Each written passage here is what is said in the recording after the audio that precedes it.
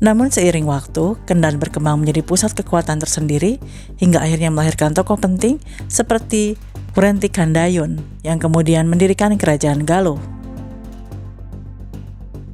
Kurentikandayun atau pendiri kerajaan Galuh adalah putra bungsu dari Raja Kandiawan yang memerintah Kendan. Dan ini kemungkinan peninggalan kerajaan Kendan. Dan di kerajaan Kendan pun juga kan bukan hanya satu ya istilahnya arca yang ditemukan itu. Pernah juga ditemukan arca Durga juga kan. Hanya Candi Cangkuang, misalnya di daerah Bandung, itu kita punya data adanya Candi Bojong Menje, kemudian di Solokan Jeruk ada Candi Bojong Mas, kemudian di Majalaya itu ada Candi Tanggulun, kemudian di daerah Parakan Muncang sekarang ada masyarakat yang dinamakan masyarakat Buni, itu sudah berperadaban tinggi, dia berada di sepanjang pantai utara Jawa Barat.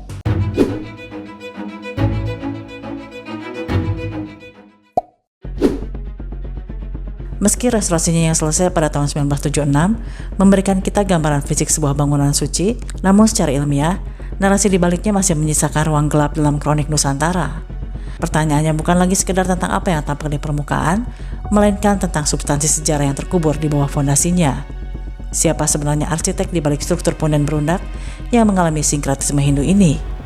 Jika melihat gaya arsitekturnya yang sederhana, apakah benar ia berasal dari abad ke-8? Sejaman dengan perkembangan awal kerajaan Sunda kuno. Narasumber dari video ini adalah Anton Carlian, seorang tokoh budaya Sunda dan penggiat sejarah, serta Bapak Nanang Saptono, seorang arkeolog dari BRIN.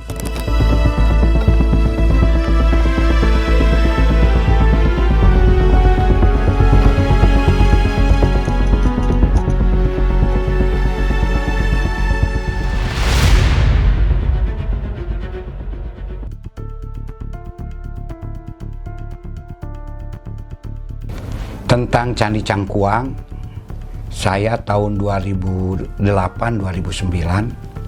pernah ke sana dan bertanya kepada masyarakat sekitar, yaitu para penduduk asli di kampung Pulo. Pak, bagaimana ini dibangun? Ini dulu yang ditemukan itu hanya reruntuhan, ya tidak sampai paling berapa senti lah, tidak sampai 1 meter. Dan di sana itu ada ditemukan justru yang paling fenomenalnya itu arca Siwa. Dan ternyata arca Siwa ini dipercaya oleh ya para ahli dan juga mereka merupakan salah satu arca Siwa tertua di Nusantara gitu. Nah itu makanya ya istilahnya bagaimana caranya agar Candi Cangkuang ini bisa dibangun.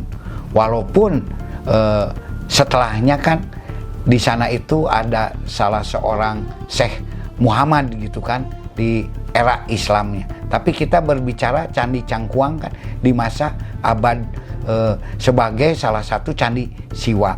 Dan ini kemungkinan peninggalan kerajaan Kendan. Dan di kerajaan Kendan pun juga kan bukan hanya satu ya istilahnya arca yang ditemukan itu. Pernah juga ditemukan arca Durga juga kan, selain arca Siwa. Dan itu pun juga dianggap arca Perungu malah itu di Kendan ini. Dianggap sebagai arca yang tua juga. Jadi tidak menutup kemungkinan ini adalah peninggalan kerajaan Kendan.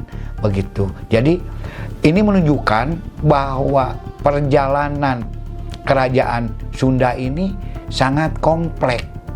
Karena ketika kita lihat di Batu Jaya itu kan ornamen-ornamen Buddhis. Tapi di sini ada ornamen Hindu. Artinya toleransi beragama itu sudah tidak jadi masalah di Tatar Sunda itu. Datang Islam juga ya welcome. Bahkan si Baduga Maharaja memberikan Kandagalante satu wilayah kepada putranya yang beragama Muslim yaitu Pangeran Walangsungsang. Nah, ini menunjukkan bahwa ya masalah kepercayaan, masalah agama itu tidak menjadi sesuatu yang harus dipertentangkan, apalagi sampai terjadi sesuatu yang menimbulkan perpecahan. Ini terbukti dari ya Candi Cangkuang yang ada di Garut. Dan Garut kemungkinan itu kalau dilihat dari ya karakteristiknya kan sangat dekat sekali dengan Kendan. Kendan itu kan ada di Nagreg. Nagreg dengan Garut itu paling 10 kilo, 15 kilo lah gitu kan. Dan di sana pun juga ditemukan kan arca-arca yang bernuansa Hindu.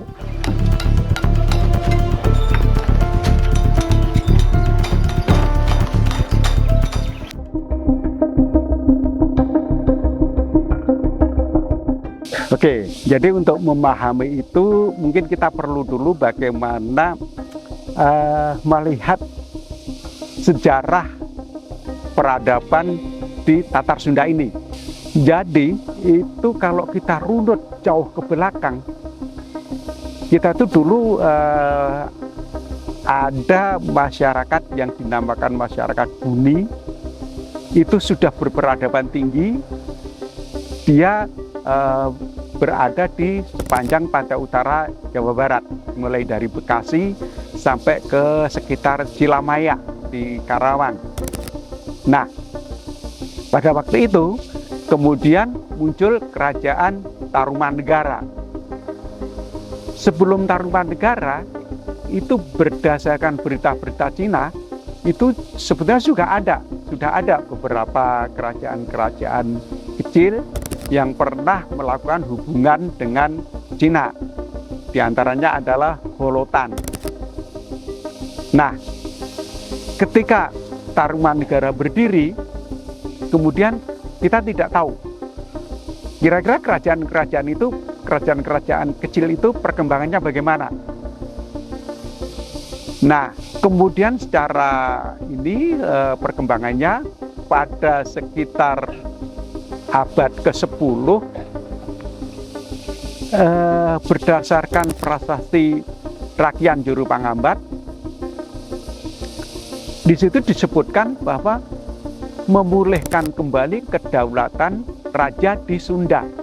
Nah, dari situ sebenarnya kita bisa membuat satu simpulan bahwa selain Taruma itu di Jawa Barat itu sudah ada kekuatan politik yang berada di Sunda.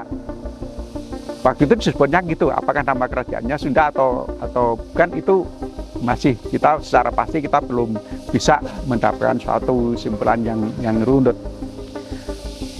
Nah, setelah dari abad ke-8 dan ke-9 itu yang sejaman dengan kira-kira Candi Cangkuang ini, sebetulnya kita mengalami masa yang gelap. Kita tidak tahu sebetulnya bagaimana kerajaan yang ada di Tatar Sunda ini.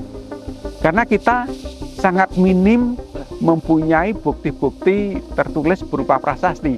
Kalau dalam masa Tarumanegara kita mempunyai beberapa prasasti, misalnya prasasti Syaruten, prasasti Tugu, kita ada. Jadi kita bisa mendapatkan satu gambaran pada waktu itu. Nah, sesudah itu kita tidak punya prasasti-prasasti yang bisa menerangkan pada masa itu. Baru pada abad 10 itu ada sedikit prasasti. Itu pun bukan ditulis oleh raja yang berkuasa pada waktu itu.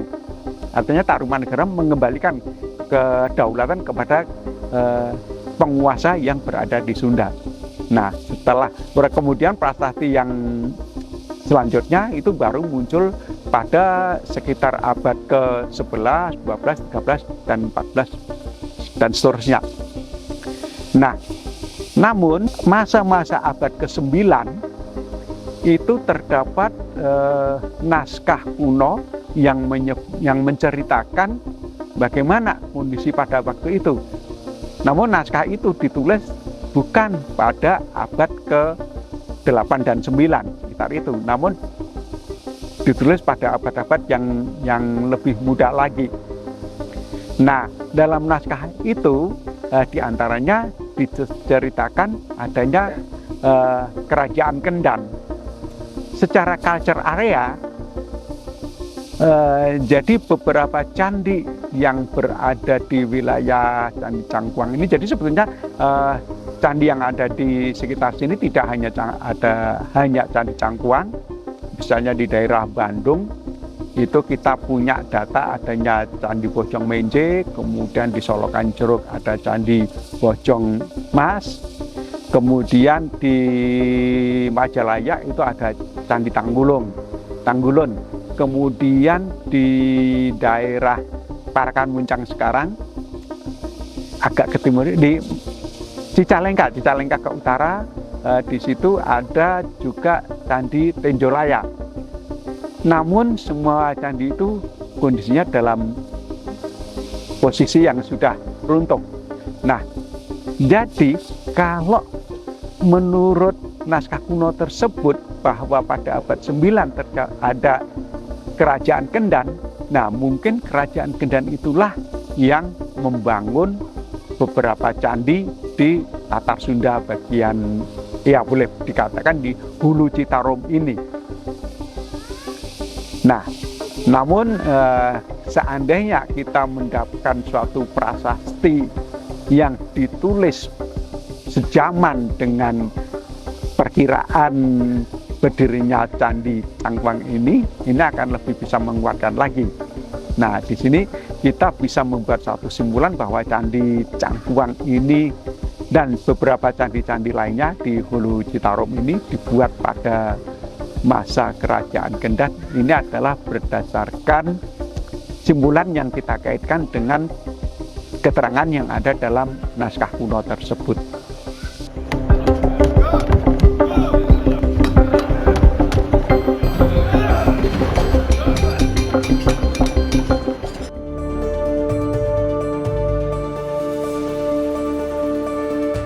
Ketika membahas sejarah awal Tatar Sunda, perhatian sering tertuju pada kejayaan Kerajaan Tarumanegara atau kemegahan Kerajaan Sunda. Namun di antara dua peradaban besar itu, terdapat satu entitas penting yang kerap terabaikan, Kerajaan Kendan. Secara historiografis, Kerajaan Kendan diperkirakan berdiri sekitar abad ke-6 Masehi di wilayah yang kini dikenal sebagai Nagreg Bandung. Tokoh sentral dalam pendiriannya adalah Resi Guru Manikmaya, seorang pemimpin spiritual sekaligus politik yang diyakini memiliki peran penting dalam membangun struktur awal kerajaan. Dalam konteks politik regional, Kendan tidak berdiri dalam ruang kosong. Ia berada dalam pengaruh Kerajaan Tarumanegara, salah satu kerajaan besar tertua di Jawa Barat. Namun seiring waktu, Kendan berkembang menjadi pusat kekuatan tersendiri hingga akhirnya melahirkan tokoh penting seperti Wrenti Kandayun yang kemudian mendirikan Kerajaan Galuh. Wrenti Kandayun atau pendiri Kerajaan Galuh adalah putra bungsu dari Raja Kandiawan yang memerintah Kendan. Ia memindahkan pusat kerajaan ke Galuh, memerdekakannya dari Tarumanegara pada 670 Masehi, menjadikannya raja terakhir Kendan sekaligus pendiri Kerajaan Galuh. Disinilah posisi strategis Kendan menjadi jelas. Ia adalah jembatan sejarah antara Tarumanegara dan Galuh, yang kemudian berlanjut hingga terbentuknya peradaban Sunda yang lebih besar. Dari sudut pandang sosial budaya, penelitian modern menunjukkan bahwa masyarakat Kendan telah memiliki sistem ruang yang terstruktur, berbasis kosmologi Mandala. Hal ini tercermin dalam pembagian wilayah sakral, pusat kekuasaan atau daya, dan area pemukiman. Struktur semacam ini menunjukkan bahwa Kendan bukan komunitas sederhana, melainkan sudah memiliki konsep tata kota dan pemerintahan. Antara naskah, arkeologi, dan tradisi, pertanyaan utama dalam kajian sejarah adalah, apakah suatu kerajaan benar-benar pernah ada? Dalam kasus Kerajaan Kendan, jawabannya tidak bergantung pada satu sumber saja, melainkan pada akumulasi bukti dari berbagai disiplin ilmu. Salah satu rujukan utama berasal dari naskah klasik Sunda, yaitu Carita Parahyangan. Naskah ini menyebutkan keberadaan Kendan sebagai entitas politik yang kemudian bertransformasi menjadi Kerajaan Galuh. Dalam historiografi, meskipun naskah ini ditulis jauh sebelum peristiwa terjadi, ia tetap dianggap sebagai sumber penting tradisi intelektual lokal. Dari sisi material, terdapat situs-situs di kawasan Nagrek yang dikaitkan dengan Kendan, seperti misalnya petilasan dan makam tokoh yang diyakini sebagai resi guru Manikmaya. Walaupun bukti ini tidak sekuat prasasti batu seperti pada kerajaan Tarumanegara, ia tetap termasuk dalam kategori bukti arkeologis kontekstual. Sejarawan modern seperti Nina Herlina Lubis juga memasukkan Kendan dalam kerangka sejarah awal Sunda. Hal ini menunjukkan bahwa Kendan telah diterima dalam diskursus akademik, bukan sekedar cerita rakyat. Secara kronologis, Candi Bojong Menje diperkirakan dibangun antara abad ke-6 sampai ke-8 Masehi. Beberapa penelitian awal bahkan menunjukkan kemungkinan usia lebih tua, yakni sekitar abad ke-6, yang bertepatan dengan masa kejayaan kerajaan Tarumanegara. Sementara itu, kajian arkeologi lain menempatkan keberadaan candi ini secara lebih kuat pada abad ke-7 hingga ke-8 Masehi. Dalam fase tradisi pasca runtuhnya Tarumanegara dan sebelum munculnya kerajaan Sunda. Dalam konteks inilah hubungan dengan kerajaan Kendan menjadi relevan.